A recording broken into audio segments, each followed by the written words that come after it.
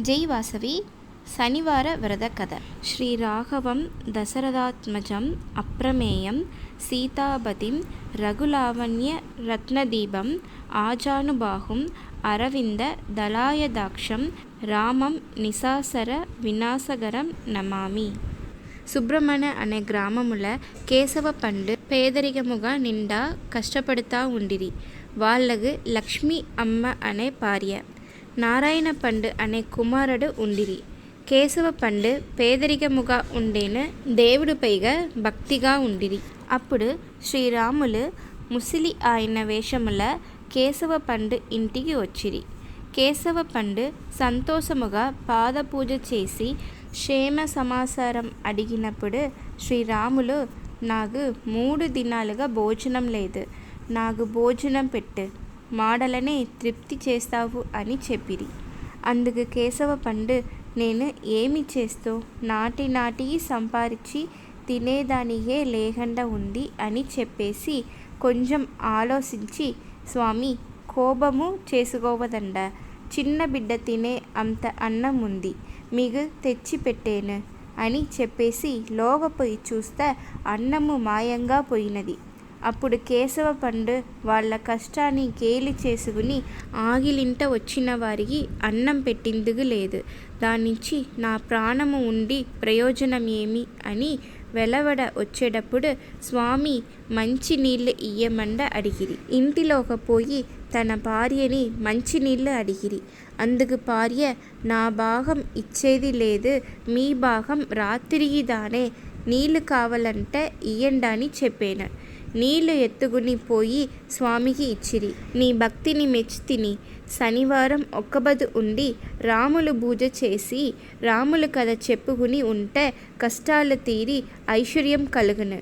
నైవేద్యానికి 5 భాగం గోజుములు రవ, 5 భాగం చక్కెర, 5 భాగం నెయ్యి సరిసరిగా వేసి చేసి నైవేద్యం పెట్టి మనము కోరిన కోరికలు తలుచుకుని ప్రదక్షిణం చేసి ఇరుగు పొరుగు వాళ్ళకు దక్షిణ తాంబూలం ఇచ్చి పూజ చెయ్యవల అని చెప్పేసి ఆయన మరిగిపోయినారు.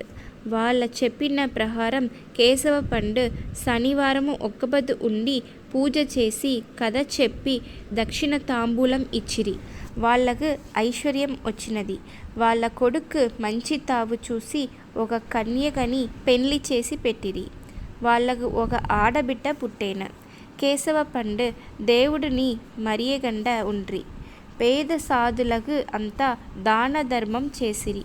కేశవ పండు ఒకనాడు కాశీకి పోవాలంట తలచి కొడుకు దగ్గర అన్ని ఒప్పకం చేసి మనమిద్దరం కాశీకి పోతామనేసి భార్య దగ్గర చెప్పిరి.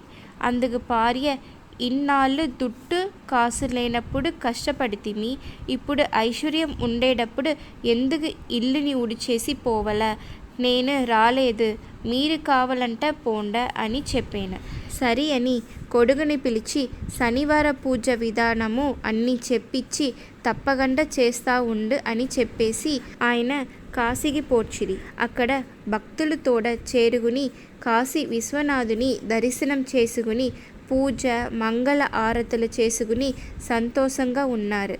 ఇక్కడ నారాయణ పండు తండ్రి చెప్పిన ప్రకారం పూజ మంగళ ఆరతులు అన్నీ చేసుకుని ఉండంగా ఒక శనివారము తల్లి దగ్గర కథ చెప్పిందుకు పిలియంగా భోజనానికి వేళ అయ్యింది, భోజనానికి వెనక చదువుతూ ఉంటా చెప్పాను. భోజనాలు అయిన వెనక అడగంగా ఇంటి పని జాస్తిగా ఉంది, సాయంకాలం చదువుతూ ఉంటా చెప్పాను. సాయంకాలం రాముల పూజ మంగళ ఆరతులు అన్నీ చేసిన వెనక అడగంగా తెల్లవారి నుంచి పని చేసి అలిసి ఉండాను, మీ తండ్రి మాదిరి నీకు పైత్యం పెట్టిందా, కథ వినచాలంట చెప్పేసి పండుగునే. కొడుకును చదవకుండా పండుగునే. మన్నాడు నుంచి వాళ్ళకు కష్టం వచ్చేసాను.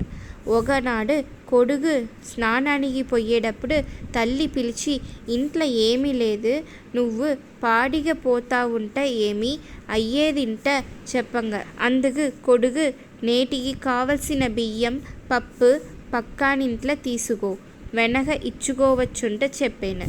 అందుకు తల్లి ఇంట్లో మొగవాడు ఉండంగా ఇల్లు తిరిగి వాళ్ళతో అప్పులు పడి అవమానం పడవలనా నేను పోలేదంట చెప్పా. అందుకు నారాయణ పండు రాములు కృప తప్పింది, నేను ఏమి చేస్తును అని చెప్పా. అందుకు తల్లి వేదాంతము చెప్తా ఉంటే పదార్థము వచ్చునా, సంపార్చుకుని రావల, లేకపోతే బిచ్చం ఎత్తవల అని చెప్పారు.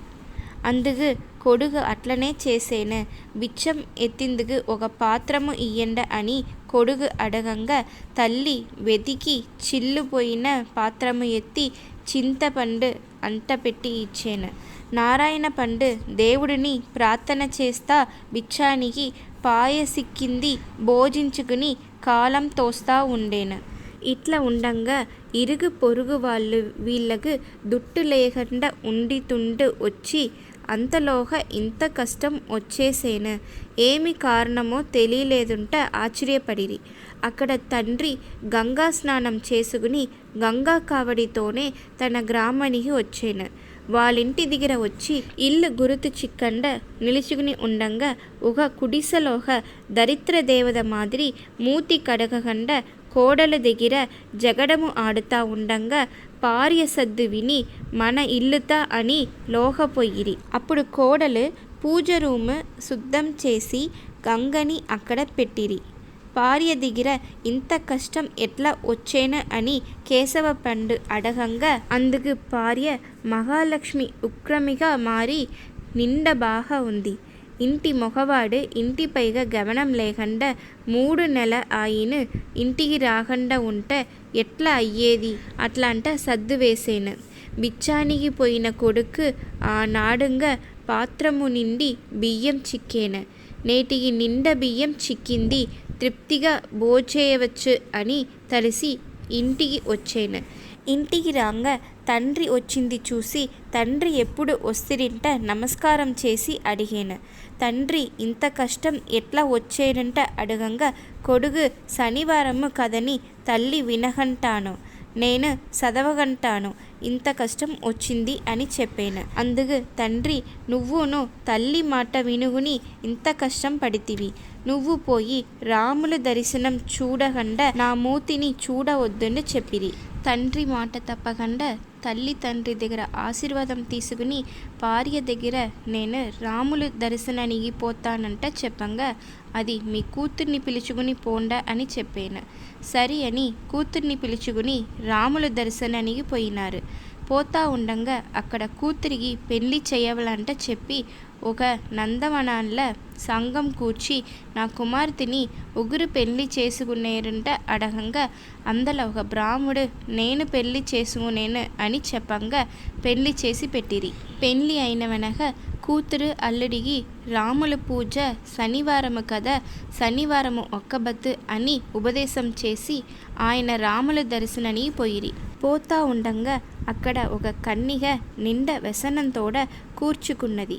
ఆ కన్నిగ దగ్గర పోయి ఏలమ్మా చెల్ల ఇంత వ్యసనముతోడ కూర్చుకుండావు అని అడగంగా అందుకు ఆ కన్నిగ మా తల్లి తండ్రి ఎంతైనా కష్టపడి కూడా నాకు తగిన పెళ్లి కొడుకు చిక్కకుండా ఒక ముసలివారికి ముడివి చేసిండారు, నాకు ఇష్టము లేదు, అందునుంచి వ్యసనంగా కూర్చుకుని ఉంటాను అని చెప్పాను.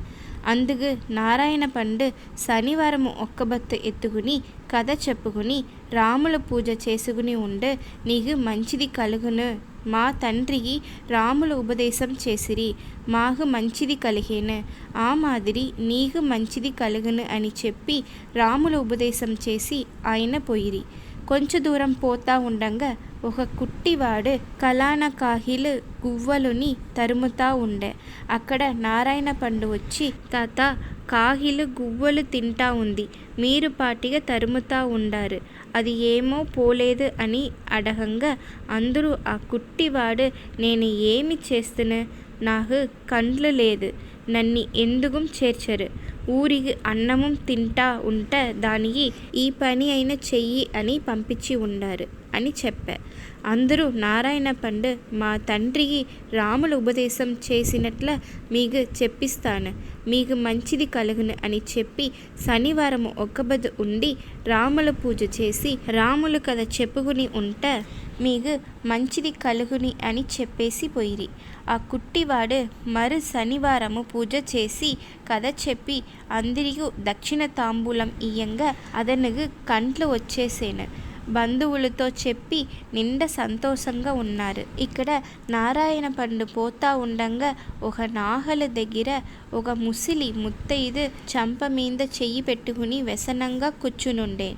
ఆ తావుగా నారాయణ పండు పోయి ఏలమ్మా ఇట్లా కూర్చుండావు అని అడగంగా అందుకు ఆ యమ్మ నా మొగుడు బిచ్చం ఎత్తుకునే కాశీకి పొయ్యేనంట పోడ్చిది. నా కొడుకు 3 కడి అన్నము ఎత్తుకొస్తుడు. అదేదా మాకు భోజనం. అందునుంచి వ్యసనంగా కూర్చుకుని ఉండాను అని చెప్పా. అందుకు నారాయణ పండు మా తండ్రికి రాములు ఉపదేశం చేసినట్ల మీకు చెప్పిస్తాను. మీది మంచిది కలుగును అని చెప్పేది. శనివారము ఒక్కబొద్దు ఉండి రాముల పూజ చేసి రాముల కథ చెప్పుకుని ఉండింటే మీకు మంచిది కలుగునుంట చెప్పేసి ఆయన పోడ్చిరి. వెనక ఆ ముత్తైదు అచ్చుడ ఉంట రాముల గుడికి పోయి పూజ చేసి ప్రసాదం నైవేద్యం చేసి అందరికీ ఇస్తా ఉండంగా తన మొగుడు వచ్చేసిరి. కొడుకుని ఎదురు చూస్తూ ఉండంగా బిచ్చానికి పోయిన కొడుకు 3 కడి అన్నం ఎత్తుకునొచ్చి యమున నది కంగల నైవేద్యం పెట్టి నా తల్లికి నువ్వుదా చేర్చవల అని ప్రార్థన చేస్తూ ఉండంగా అక్కడ ఒక విచిత్రము నడిచింది. ఆ ఊరు రాజుకు ఒక కూతురు ఉంది. మొహ బిడ్డలు లేనిదాంచి ఆ సింహాసనానికి తాయాదులు రాకుండా ఉండేదానిగాను ఒక ఏనిగ దగ్గర పూలహారము ఇచ్చి ఒగిరి మెడల ఈహారము వేసేనో వాడికి నా బిడ్డని ఇచ్చి ఈ రాజ్యముని వాళ్ళకు ఇచ్చేస్తాము అని నిశ్చయించి ఏనిగ దగ్గర హారము ఇచ్చి పంపించారు. ఆ ఏనిగ వచ్చి యమున నది గెంగాడ ఉండే పిన్నవాడికి హారము వేసి పిల్చుని పోతా ఉండంగా అచ్చుడ ఉంటే వాళ్ళంతా వీడిగా మన రాజ్యము ఇచ్చేది అని ఆ పిన్నవాడిని పిల్చునిపోయి ఒక కొండ మీద ఉడిచేసిరి. తిప్పి ఏనిగ దగ్గర హారముని ఇచ్చి పంపించారు. తిప్పి ఆ ఏనిగ కొండ మీద పోయి ఆ పిన్నవాడికే హారము వేసి పిలుచుకుని ఆ సింహాసనం దగ్గర విడిచేను. అప్పుడు అక్కడ ఉండే వాళ్ళంతా వీడికిదా ప్రాప్తం ఉందినేసి వాడికి పెళ్లి చేసి రాజ్యపట్టం కట్టారు. అప్పుడు వీళ్ళ తల్లి తండ్రిని పిలిచి నడిచిన సమాచారం అంతా చెప్పంగా అందరూ తల్లి ఇదంతా ఎట్లా వచ్చిందని తెలుసునా, రాముల కృపాల మనకి ఇంత భాగ్యము వచ్చింది. శనివారము ఒక్కబొద్దు ఉండి రాముల పూజ చేసి కథ చెప్పంగా మనకి ఇంత భాగ్యము వచ్చింది అని చెప్పి కొడుకు కోడలుగు పూజ పద్ధతి చెప్పించి అందరూ సంతోషంగా ఉండారు. ఇక్కడ నారాయణ పండు పోతా ఉండంగా దోవల నాగసర్పం పండుగుని ఉండే. దాని దగ్గర పోయి నాగరాజా ఇట్లా దోవల పండుగుండావే వచ్చేవాళ్ళు పొయ్యేవాళ్ళంతా భయపడుగోరా అని అడగంగా అందరూ నాగరాజు నా దగ్గర 108 కొప్పర ధనముంది. దానికి కావిలిగి ఉండవల నేను ఏమి చేస్తుండే చెప్పింది. అందుకు నారాయణ పండు మా తండ్రికి రాములు ఉపదేశం చేసినట్ల నీకు చెప్పిస్తాను. నీకు మంచిది కలుగును. శనివారం ఒక్కబొద్దు ఉండి రాముల పూజ చేసి రాముల కథ చెప్పుకుని ఉంటి వింట నీకు మంచిది కలుగుని అని చెప్పేసి ఆయన పోడ్చిరి.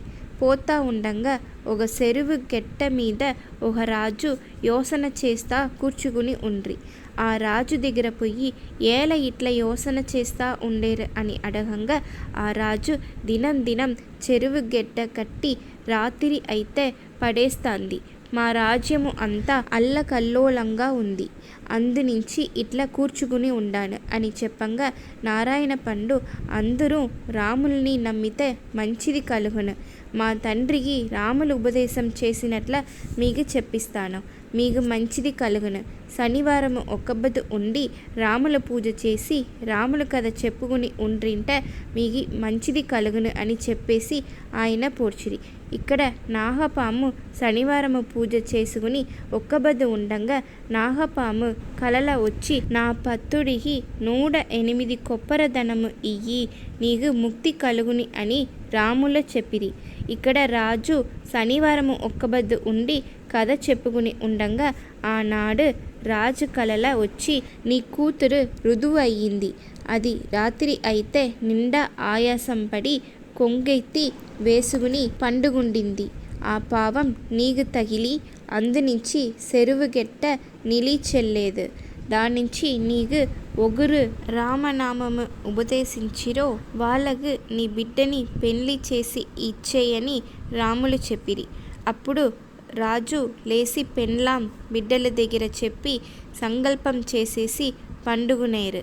ఇక్కడ నారాయణ పండు కొంచెం దూరం వచ్చిన వెనక ఒక మాను కింద కూర్చండుకుని ఇంగ రాములు దర్శనం చెయ్యకుండా ఈ తావుడిచి లేసేలేదు అని రామ భజన చేస్తూ ఉండంగా రాములు ఒక ముసిలి ఆయనగా వచ్చి అప్ప నీ భక్తిని మెచ్చి తిని నేంతా రాములు నీకు ఏమి కావాల అని అడగంగా నారాయణ పండు నువ్వేమి రాములు కాదు, నాకు రాములు పట్టాభిషేక దర్శనం ఇయ్యవల అప్పుడుదా నమ్ముతును అని చెప్పిన.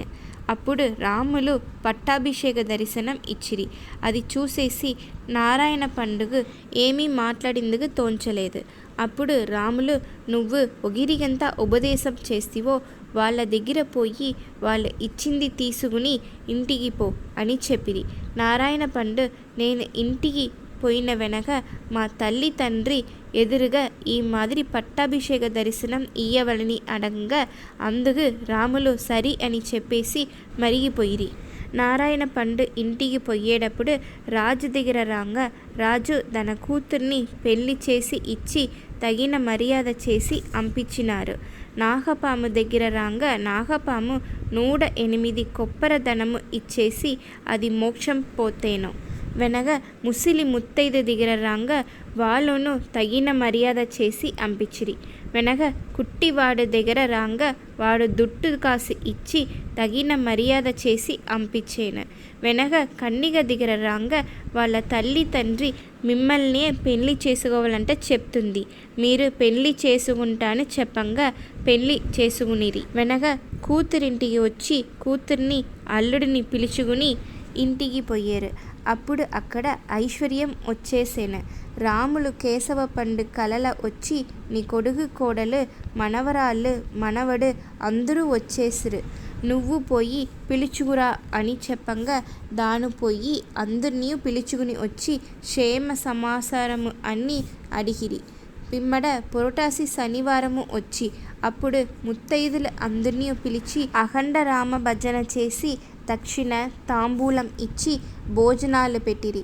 అప్పుడు భక్తులకు రాములు పట్టాభిషేకం దర్శనం ఇచ్చిరి. అందరూ ముక్తి పొంది వైకుంఠం చేరేరు. వాళ్ళకి ఇచ్చిన బలం మనకు ఇచ్చి రక్షించవల.